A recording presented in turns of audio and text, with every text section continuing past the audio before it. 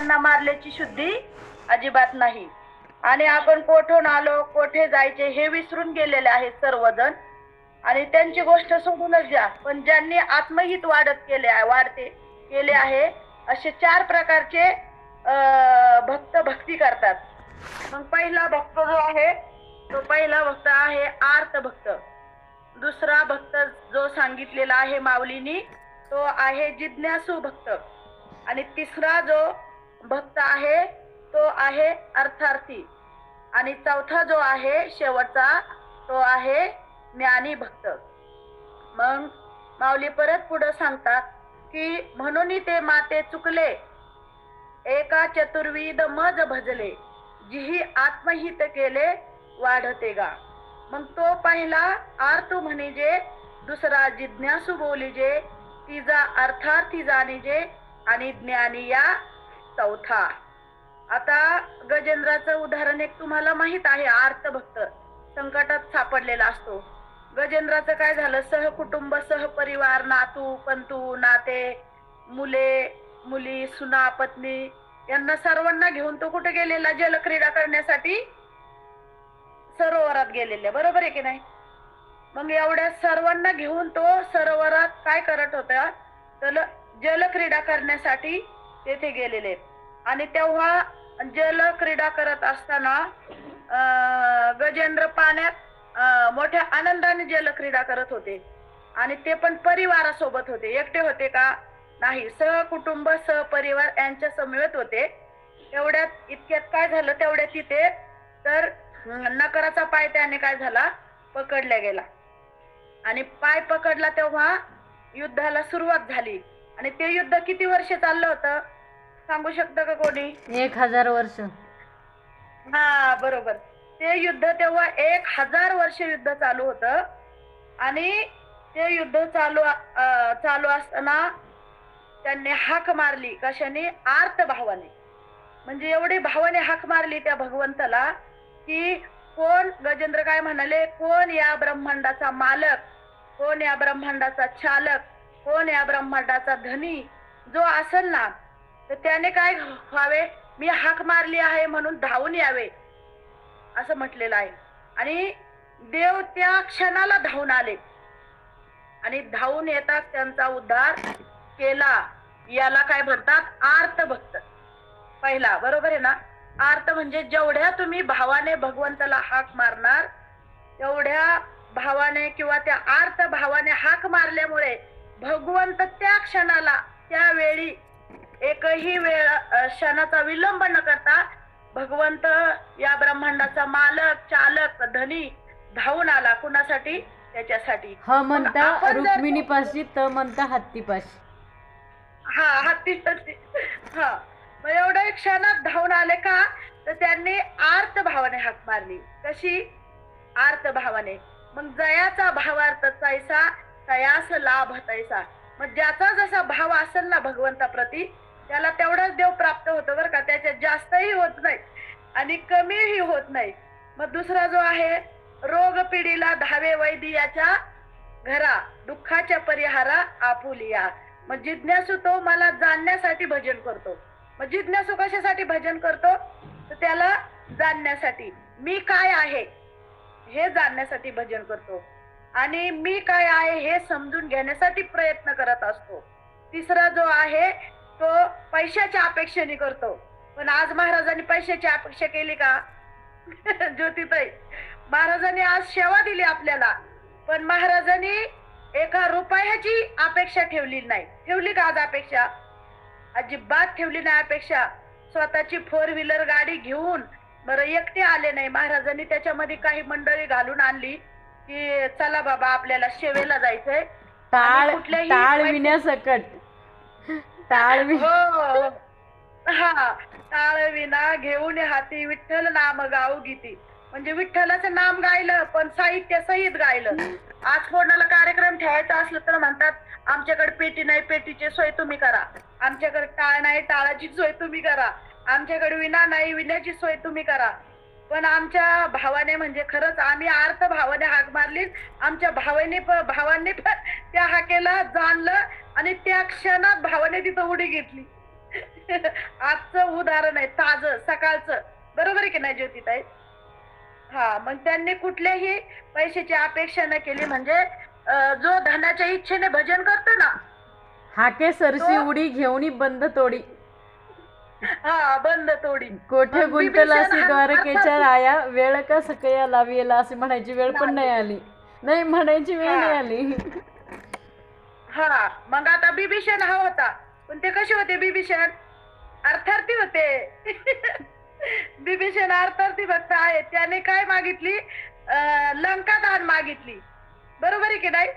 मग ते मूर्ख ठरले की नाही बिभीषण? कारण लंका दान मागायची काय गरज होती? तरी सुद्धा त्यांनी लंका दान मागितली, म्हणून ते मूर्ख आहे असं तिथं उल्लेख आलेला आहे. आणि म्हणून मूर्ख बिभीषण शरण आला तुझ, लंका राज्य दान मागितले. मग बिभीषणाने सुद्धा काय दिलं? तर लंका राज्य दान मागितले.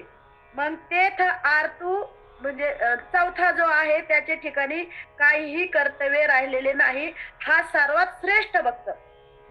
तेथ आरतू जो आर्द्रचेने व्याजे, जिज्ञासी तो जाणवया लागी भजे, तिजेनी ते जेणे इच्छिजे अर्थ सिद्धी, मग चौथी याच्या ठाई काहीच करणे नाही. मग चौथा कसा आहे? काहीच करणे नाही. म्हणून भक्तू एकू पाही ज्ञानी याजो. मग जो ज्ञानी भक्ती आहे ना, तो जिज्ञासू एका देवाच्या भेटीची इच्छा करतो, कोणालाही विचारतो तोच प्रश्न की देव मला कधी भेटेल सांगा. मग माऊलीने सुद्धा विचारलं, कुणाला विचारलं? की हरीची प्राप्ती मला कधी होईल, देव मला कधी भेटेल सांग ना. कोणाला विचारलं? कावळे दादाला विचारलं की नाही? पहिलं तो गे काऊ कोकता हे, शकून गे माये सांगता हे. पहिलं तो गे काऊ कोकता हे, उड रे काऊ तुझे सोन्याने मढविल पाऊ. उड रे काऊ तुझे सोन्याने मढली पाऊ. पाहुणे पंढरी राऊ घरा कै येते, पहिलं तो गे खाऊ कोकता है, चकून गे माये सांगता है.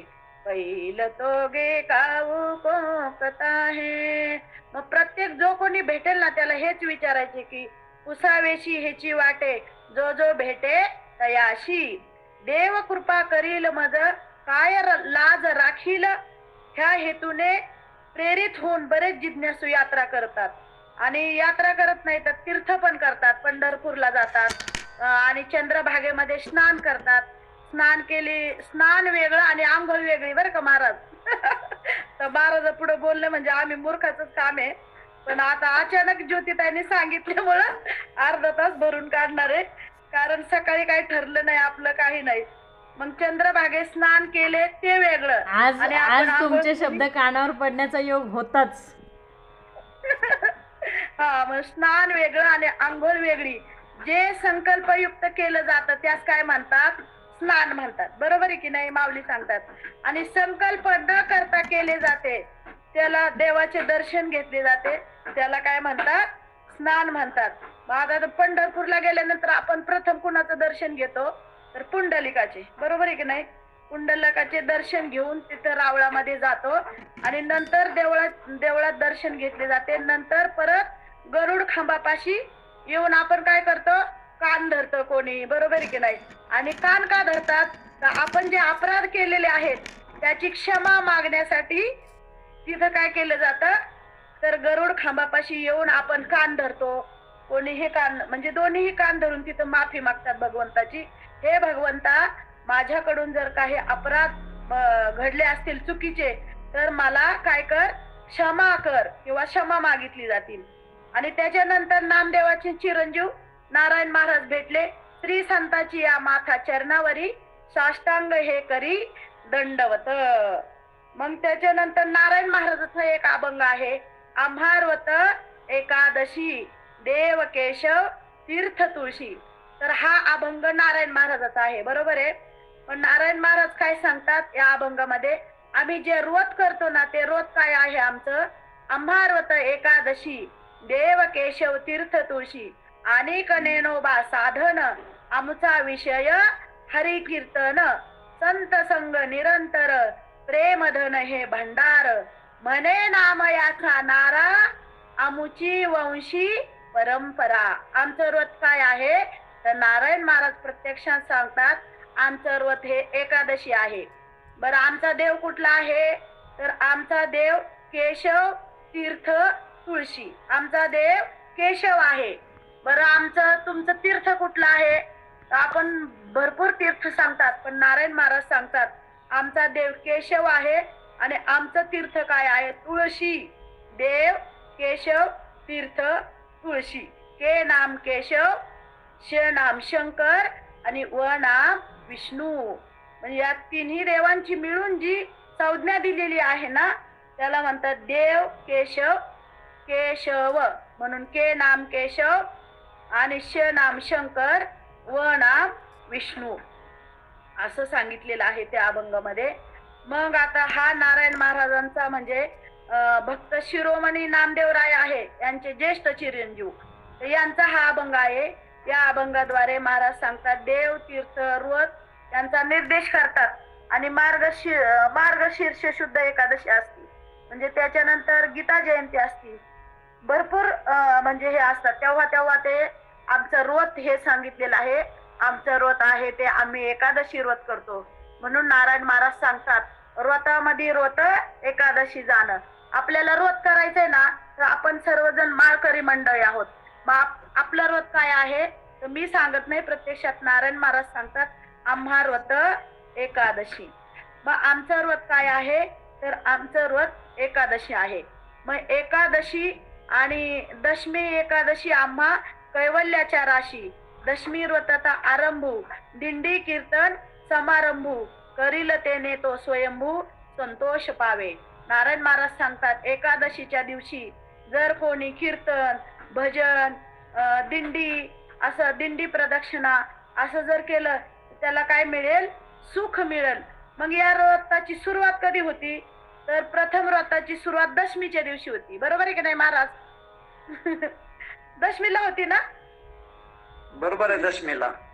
हा मग या व्रताची सुरुवात दशमीच्या दिवशी होते आणि त्यांचा विधी असा आहे दशमीचा या एकादशीचा की जवळ आपल्या जर एखादं तीर्थ असेल तर त्या तीर्थात आपण काय करावे स्नान करावे. मला ते घडत नाही पण तुम्ही करता ते सुद्धा आमच्यासाठी खूप महत्वाचं आहे.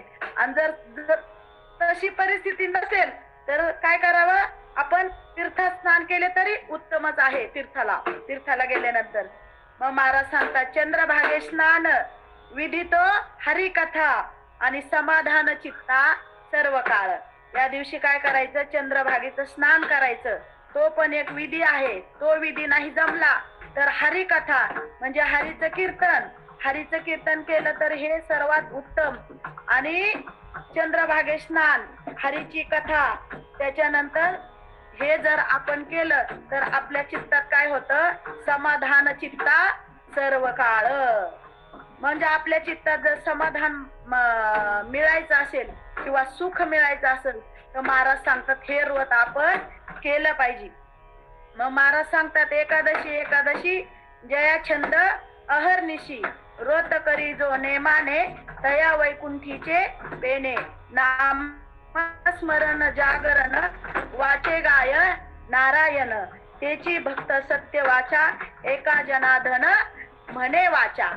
एकनाथ महाराज सांगतात एकादशी छंद अहर्निशी. मग आपल्याला एकादशीचा छंद असावा. मग एका दिवशी जर नाही कुठं जाता आलं तर आपण काय करावं जागरण करावं म्हणजे भजन करावं. एकादशी जागरण हरिपूजन नामसंकीर्तन. महाराज सांगतात नाही जागरण करता आलं नाही जागर करता आलं तर हरिपूजन म्हणजे नामसंकीर्तन. आपण जागेवर बसून नामस्मरण केलं तरी सुद्धा भगवंताला आवडल्याशिवाय राहणार नाही. मग द्वादशीला काय सांगितलंय द्वादशी शिरापती जाण वैष्णव जन शेविती ऐशे व्रत 3 दिन करी जो आदरे परिपूर्ण एका जनार्दनी बंधन तया नाही सर्वथा. महाराज सांगतात असं हे एकादशीचं व्रत आहे आणि आपण ते केलंच पाहिजे. मग आता एकादशी जी आहे एकादशीची उत्पत्ती पूर्वकाळी कोणी केली? तर ब्रह्मदेवाने त्यांच्या वंशात जे जालंधर आहेत ना, जालिंदर असुर जन्माला आले, त्यांचा पुत्र मूर दानव होता. आ हो, ठेवा चावी तिथं बाहेर. हा, मग मूर दैत्य त्यांचे युद्ध झाले आणि विष्णू बद्रिकाश्रमात आले. तो दैत्यही मागे आला होता. विष्णू गुहेत झोपले होते. मूर दैत्य झोपडीतील विष्णूला मारणार.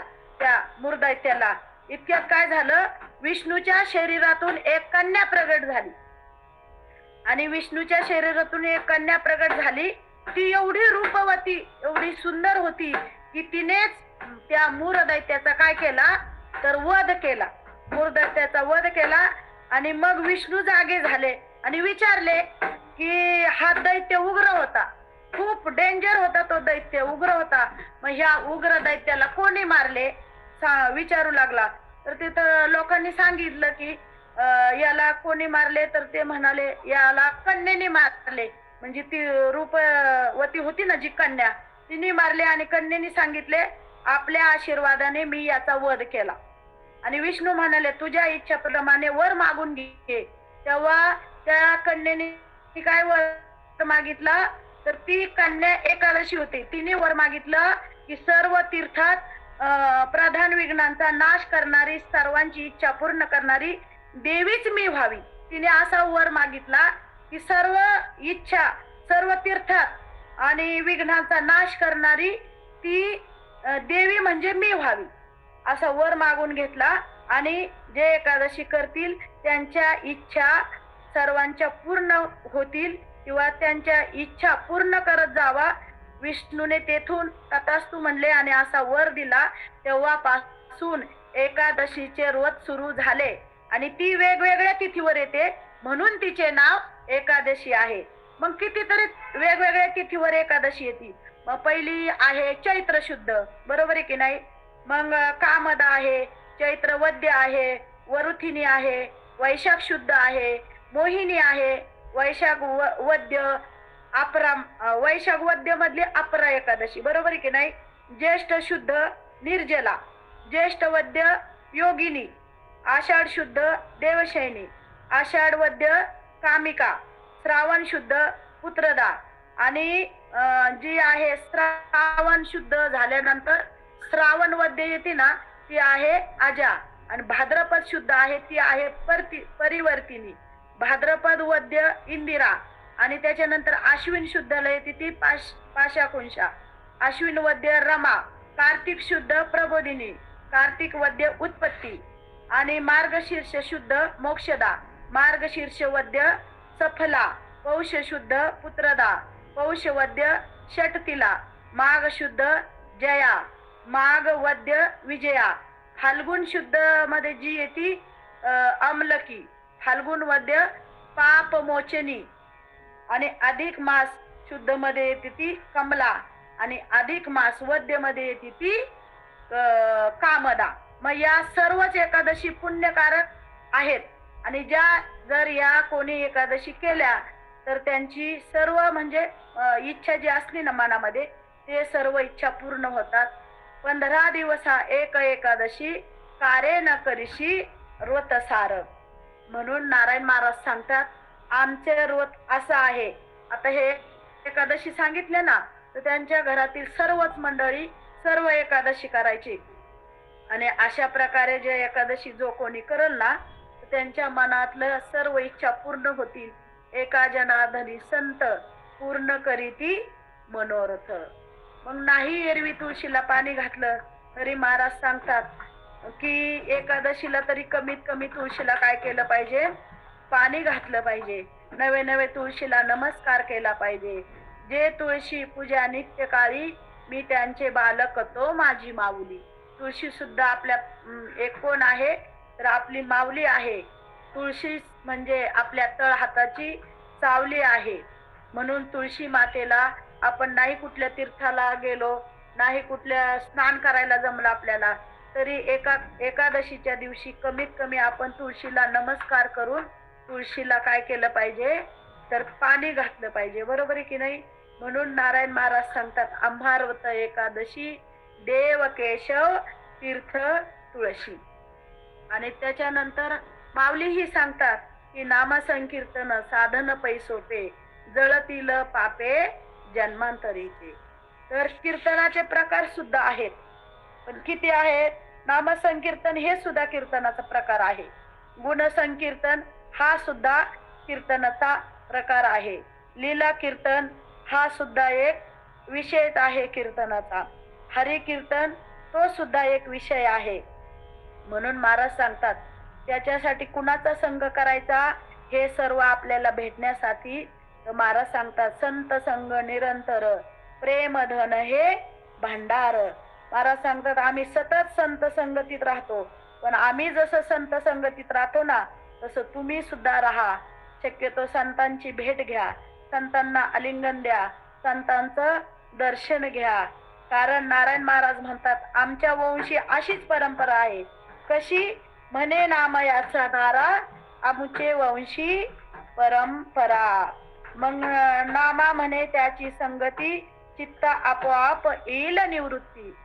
नामदेव महाराज म्हणतात ज्याने संतांची संगती केली ना त्याच्या चित्तामध्ये आपोआप काय होईल?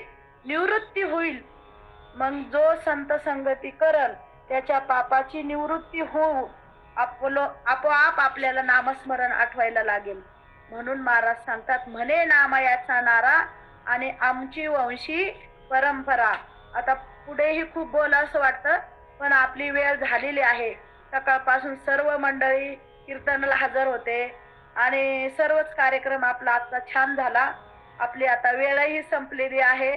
थोडक्यात थोडं मी बोलण्याचा प्रयत्न केलेला आहे. अचानक जे झालं ते म्हणजे जे काही चुकलं असेल त्या माझ्या वाणीचा बुद्धीचा दोष. जे बरोबर असेल ते सद्गुरूच समजा. रामकृष्ण हरी. जय हरी. आता विश्वात्मके देवे येणे वागेने तोषावे तो शोणी मज द्यावे पसाय दानही. जय खळांची व्यंकटी सांडो तया सत्कर्मी रती वाढो. भूता परस्परे पडो मैत्र जीवांचे दुरितांचे तिमिर जाओ. विश्व स्वधर्म सूर्य पाहो जो जे वांछिल तो ते लाहो. प्राणीजात वर्षत सकळ मंडळी ईश्वर निष्ठांची मांदियाळी. अनवरत भूमंडळी भेटतू तया भूता चला कल्पतरुचे आरव. चेतना चिंतामणीचे गाव बोलते जर्णव पियुषांचे. चंद्रमे जय लांछन मातंड जे तापहीन ते सर्वाही सदा सज्जन सोयरे होतू. किंबहुना सर्व सुखी पूर्ण होनी तिही लोकी. भजिजो आदि पुरुषी अखंडित आणि ग्रंथोपजीवे विशेषी लोकीये. दृष्टा विजय होवा वेजी एथ मने श्री विश्वेश्वराओ. हा होईल दान पसाओ येणे वरे ज्ञान देव सुखिया झाला. येणे वरे श्री ज्ञान देव सुखिया झाला. येणे वरे श्री ज्ञान देव सुखिया झाला. हरि ओम हरि ओम हरि ओम. जय हरी. पुंडलिक वरदा हरी विठ्ठल श्री ज्ञानदेव तुकाराम पंढरीनाथ भगवान की जय. माऊली ज्ञानेश्वर महाराज की जय. जगद्गुरु तुकाराम महाराज की जय. सब संतन की जय. रामकृष्ण हरी.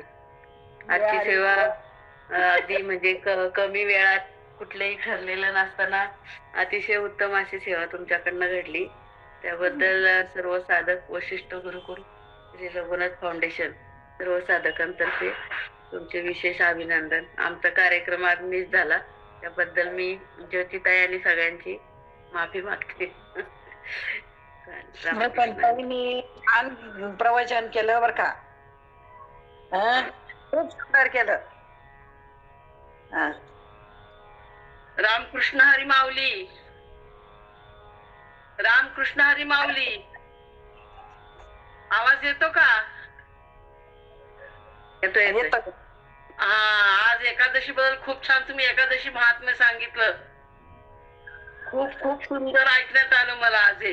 आम्हाला सगळ्यांना थोडक्यात छान छान. रामकृष्ण हरी.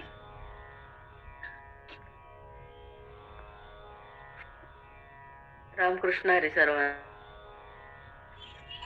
मी ताईंचा आवाज येत नाही ना, पण आवाज नाही येत. ताईंचा आवाज नाही येत. हो का? बर बर. बंद झालं का? आला आला आता. विष्णू महाराज लेफ्ट झाले काय? नाही नाही चालेल. जय हरी जय हरी. जय हरी महाराज. रामकृष्ण हरी. जय हरी जय हरी. जय हरी जय हरी. एकादशी बद्दल आम्हाला आज बरीच काही माहिती भेटली, पण आम्हाला काही जास्त ऐकायला नाही भेटलं. शेवटी मी ऐकलं. थोडा वेळ केलं आपलं ज्योतिताई म्हणल्या करा. त्या महाराजांचा काहीतरी प्रॉब्लेम झाला फोनचा, त्याच्यामुळं